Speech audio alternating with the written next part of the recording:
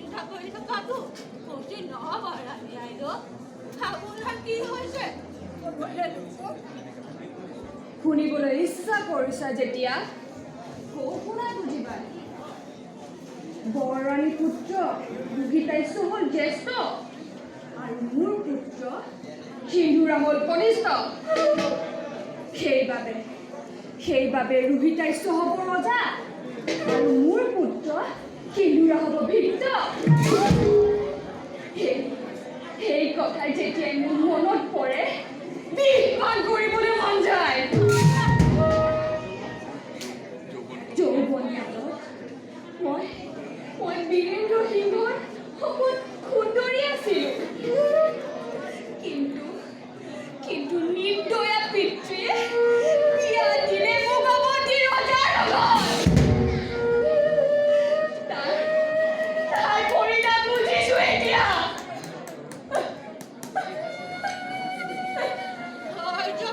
ৰাণী আইদেউ, অতীতৰ কথা সোঁৱৰি এতিয়া কোনো লাভ নাই। সকলো কাম ঈশ্বৰৰ ইচ্ছামতেহে হ'ব।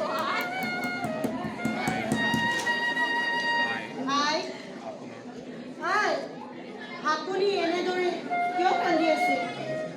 আপুনি কান্দিলে মোৰো কান্দিবৰ মন যায়। বাছা, তই কি বুজিবি মোৰ অন্তৰৰ মৰ্মান্তিক বেদনা? মনত ৰাখিবা বুজিবাই, মই যদি বাসন্তী হওঁ তেন্তে এদিন নহয় এদিন সিন্ধুৰা ৰজা পাতিলে।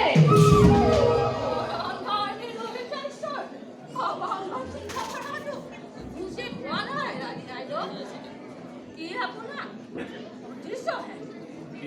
সিন্ধুৰা যদি ৰাজপুত্ৰ হয় তেন্তে মই ৰাজমাহৰ অধিকাৰ নাই কিয়?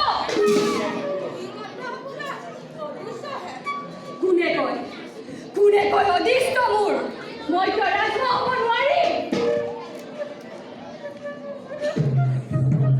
ৰাণী আইদেউৰ জয় হওক। এটি সংবাদ আছে ৰাণী আইদেউ। কি সংবাদ দাৰক্ষী? এজন পূজাৰী আপোনাক লগ কৰিবৰ বাবে অপেক্ষা কৰি আছে। নিশ্চয় মোৰ মনোবাঞ্ছা পূৰ্ণ হ'ব। যা দাৰক্ষী, পূজাৰীক সা সন্মানেৰে ইয়ালৈ লৈ আহ। জি বাইদেউ ৰাণী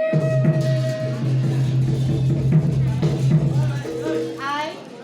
দাদাই পূজা কৰিবলৈ বন্ধ কৰিছে নেকি? কোনটো দাদা? দাদা ৰোহিতাইশ্য।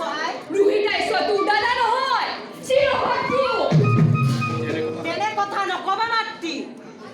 ৰৈ মাতৃ পুত্ৰ হ'লেও ৰোহিতাইশ্য মোৰ জ্যেষ্ঠ দাদা। তোমাৰ মুখত এনে কথা শুভা নেপায়।